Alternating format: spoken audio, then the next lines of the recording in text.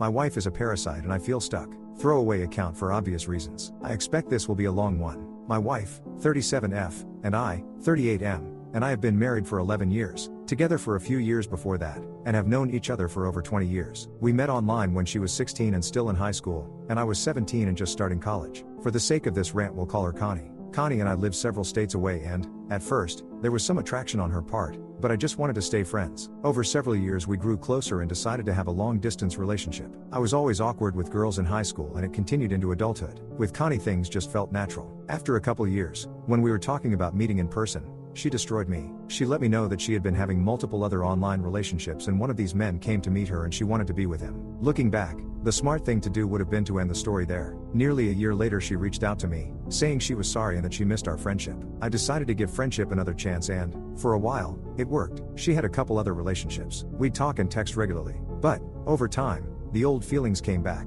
I admitted them to her and she said she felt the same. We decided to give things another shot. Eventually she came to visit me and then we would alternate visits. We talked about her coming to live with me, and she did. She worked for a national chain store, so the plan was for her to simply transfer locations. She didn't do that. Instead she quit. After a couple attempts at finding work, she asked if she could stay at home and take care of the house, cook, clean, etc. I agreed, since we didn't really have many expenses. She also refused to get her own bank account, instead using mine and calling everything our money. Looking back, the red flags are so blatantly obvious, but I was young and in love. She never cleaned and rarely cooked. Instead we ordered out most of the time, wasting any money I had saved. We got several pets, at her insistence. She begged me for over a year to get her pregnant because she wanted a baby. I said I wanted to get married first, which is what ended up happening. When my daughter was an infant we bought a house in order to have more space. She also wanted to be nearer to one of her World of Warcraft friends, who we'll call Aaron. It was because of Aaron I learned of her fixating behavior. She will find a male friend online, become besties with them, and then eventually find someone else. After Aaron it was Roy. Roy lived further away, but was in a bad relationship with his own wife, ironic, and suicidal. Connie begged me to let him come stay with us until he could get on his feet, admitting she'd already invited him. Defeated, I agreed since I didn't want to make someone homeless. He lived with us for a year before he was able to get a job. He is still living with us nearly 9 years later. And to be quite honest, it's because of him I haven't gone completely insane yet. Connie still barely does any housework. Roy is the one who does the dishes, laundry, and yard work. All of it. He does not pay rent, but Connie has access to his bank account and regularly spends his money to the point of overdraft. In the interim years I've mostly separated my money from her. There is a bank account she does not have access to, with some savings and from which I pay our bills. If I didn't do this, she would spend me to overdraft as well. Some of my paycheck goes into a shared account for her, which she regularly overdrafts. After Roy lived here for a while, she found another man to be friends with and the cycle continued. We have 2 children now, and she barely spends any time with them, preferring instead to smoke weed, it's legal here, and play video games for the entirety of the day. Sometimes she cooks, sometimes she'll even straighten up a bit. However, she has filled my house to the brim with clutter. Every room has boxes and boxes of useless shit,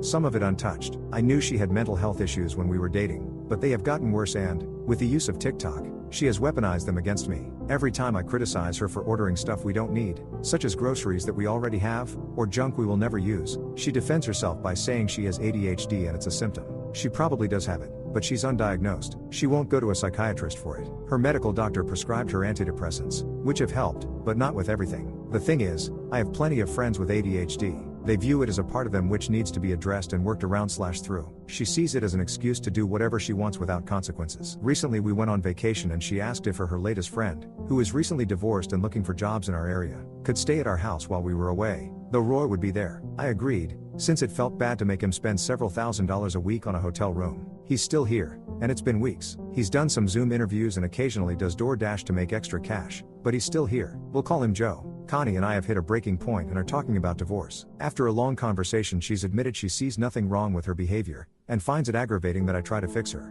I realized then that there is nothing for me in this relationship anymore. She's also admitted to having feelings for Joe, and he is in love with her. The problem now is money. We have $60K left on our house and just bought a new car. She wants to keep the house and the car when we split. I'm fine with this because I would rather live somewhere that isn't full of her garbage and I don't drive. But she can't pay for them, and no bank in their right mind would give her a loan to buy me out. Even if they did, she couldn't pay it on her own. Either Roy or Joe or both would be paying for it. I want to be done with this relationship so badly, but I feel like I'm trapped here. My kids love their school and I don't want to make them move. I'm more than happy to get my name off of the house and the car, get some money from the equity, and start over. It would be great to take my kids each weekend and actually do things with them, but I don't see a path to get there. I feel trapped in my own house, which is becoming increasingly full of my wife's pets, both human and otherwise, and all of her garbage. Even though I want out, I still love Connie, in a way, and don't want to hurt or destroy her, even though it's probably better than what she deserves. She first broached the topic of divorce, but now she gets sad regularly thinking about it, and is confused at why I am so often upset with her. All of the stress of having her, and Roy, and Joe, and 2 young children is eating away at me, and I feel ashamed of the divorce, ashamed that I couldn't fix her, ashamed that I couldn't put my foot down and say no, ashamed that there are multiple people living in my house that I don't want here. I haven't told my extended family or friends yet, though I'm going out with a friend tomorrow and plan to tell him. And we haven't told the kids either. It's all eating me up inside, but just typing this out has helped. I hope it wasn't too bad of a read, and I hope I can get through this situation sooner rather than later.